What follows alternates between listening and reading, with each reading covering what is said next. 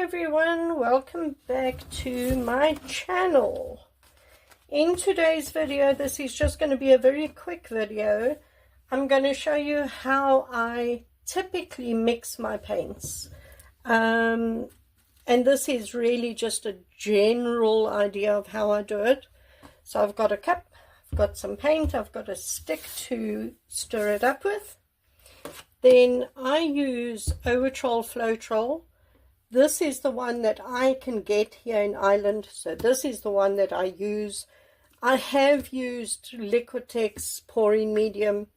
I have once or twice bought Flood Floetrol, but for me it's just very expensive here in Ireland, and this works absolutely fine. So that's the one I use. And then in here I've just got some water. Okay, so let's get started. So I'm just going to put some paint in here like that. I don't need too much of this, so that'll do. And so that's that much. Now I don't measure. There are artists who weighs their paints or measures their paints exactly. I don't have time for that. Life is too short for that. I just eyeball it, it's fine. Then what I do, I always just give this a little bit of a shake before I use it. I've already done that.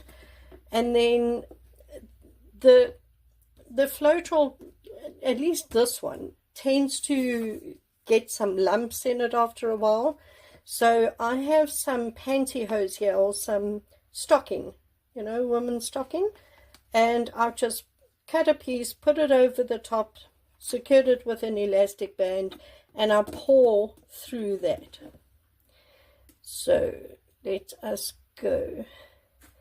And pretty much, like I said, I don't measure it, but I sort of try 50% water, 50% Floetrol, half, equal parts. That seems to be fine for me. So that's about 50-50. And then I just give this a stir.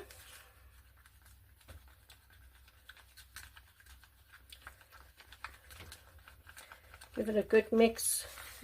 Scrape the sides, scrape the bottom, the corners, try and get it all mixed in and incorporated properly. Like that. Right, now, okay, now we're going to add some water. Now, remember, when you are adding your water, it is easier to make your paints thinner. It's easier to make your paints thinner by adding water than it is to thicken your paints after you've added too much water. So keep that in mind. Add little bit of water at a time and then stir it up.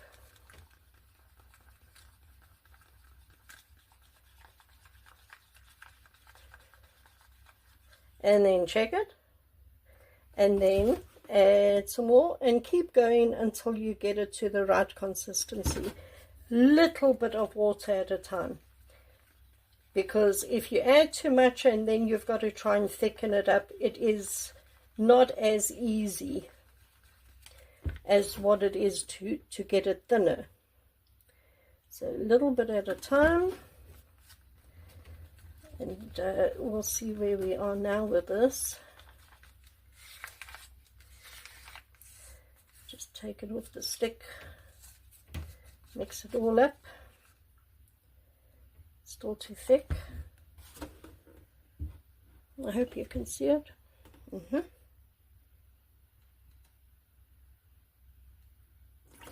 Little bit at a time. Mix it up. Now, different paints and different brands of paints come in different thicknesses or consistencies. So as you take the paint out of the tube, or if you buy paints in tubs like this, the consistency that comes out of these containers is different. So for me to tell you, put 50 mils of water in, it's not going to be the same for all your different paints, which is why you've just got to, each paint that you mix, you just, ooh, that's a bit much. I hope it's not too much. You've just got to, add as much as what you need by checking the consistency as you're mixing it. That looks about right now, actually. So you take it off the stick, get the sides, get the bottoms, get everywhere. Okay, I'm going to check it now. Where are you? There. It's actually still a little bit thick. So what you are looking for is you want it to run off the stick in one continuous stream, which it pretty much is doing. And then it leaves a mound when it, now slowly, Shana, concentrate. Maybe just a touch more. Look, I'm shaking. It leaves a little bit of a mound in the cup, and it's just to get that the right amount of mound that it leaves in the cup. So let's see this again. Oh, that's it. You can see it's running one continuous stream, and it's leaving a mound, but not a very big one. It's sort of, it leaves a trace and then it sinks. Can you see that? I hope you can. That is what we are looking for. Continuous stream and a mound. And the mound then sinks in after a couple seconds. That is the consistency we're looking for. Now, different pours or different techniques that you do uses different consistency paints. For instance, if you are doing like a flip cup or a ribbon pour or something like that, where you want the designs and patterns in the painting to stay. Now I'll show you an example here. So in a painting like this, these cells here, I mean the rest of the painting isn't that good, but just focus on that in the middle. Now if this paint was thinner or more runny, these straight lines around these cells wouldn't have held together so much. It would look like that pretty much on the whole painting. It would just, it wouldn't hold its shape. So for certain pours where you wanted to keep its shape, or as another example on a, let me just find one here quickly. Yeah, like on this little towel that I did, you can see it's held its shape, these cells. Here it's watery, there it's not as watery. So if you want to do a pour where you want it to hold its shape more, here's another example. If I can just show you, like those lines, you can see they've held their shape.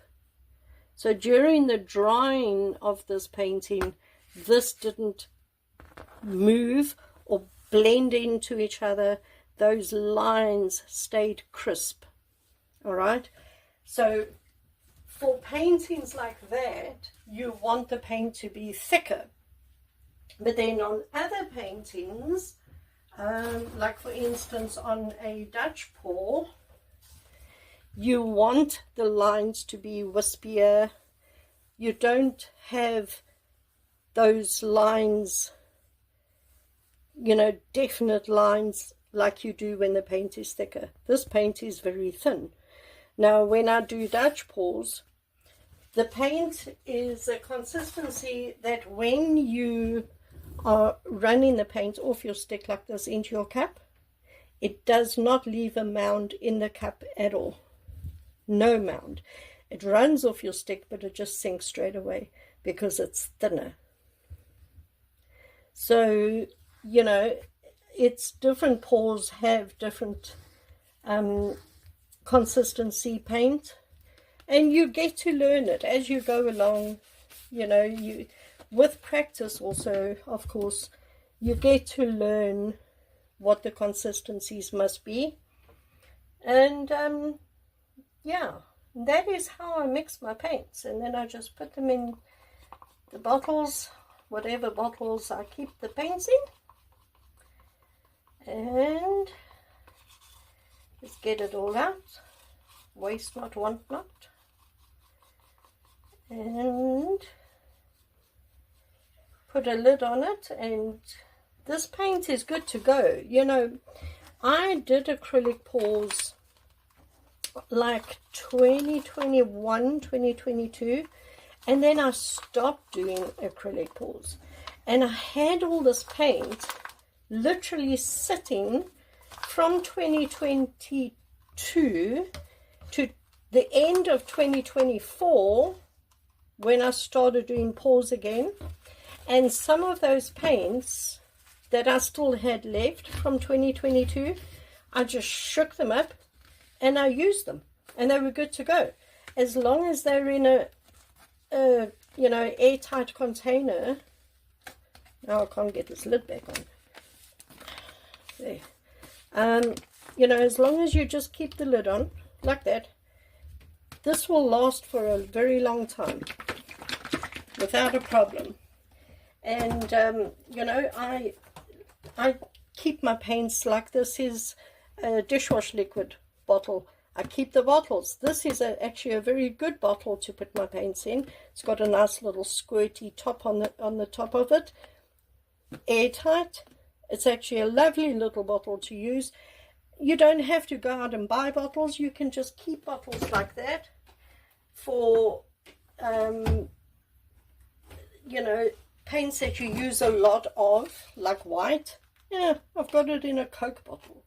You know, you can do that. You can buy bottles, but you don't really have to. You can just keep bottles. Yes, my gold. Actually, this one was from 2022. Decor 24 karat gold. Still good to go, still liquid, and I've used this in a couple paintings from 2022. It's actually nearly finished. I need to top it up now. But so there we go. That is how I mix my paints. And like I said, you know, you will learn as you do more paintings. You will learn. You will get used to the consistencies. You play around. You can see what you are comfortable, you know, with. If you find it easier to have your paints thinner, well, then you mix them thinner. Now, I prefer my paints on the thicker side. I like my paintings to have hold their shapes like my swipes. I like that. And this paint is like that. As I've just mixed this paint today, nice and thick, leaves a mound, that's what this paint is. And look at how beautiful it is. Look how it's held its shapes. The colors are very, very bright and colorful. And after I tilted this painting and I put it down on my table to dry, it didn't move at all. And that is what I like. So everyone, thank you very much for joining me. Like I said, quick video just to show you how I mix my paints. And I hope you enjoyed it. I hope you found it useful. And please, if you haven't subscribed to my channel, I do 2 videos a week, one on Saturday, one on Sunday. Most of my videos are really easy to follow videos for beginners. And if you're new to acrylic pouring, please consider subscribing to my channel, hit the notification bell, and join along. And let's create some beautiful art together. I'll see you in the next video, everyone. Bye.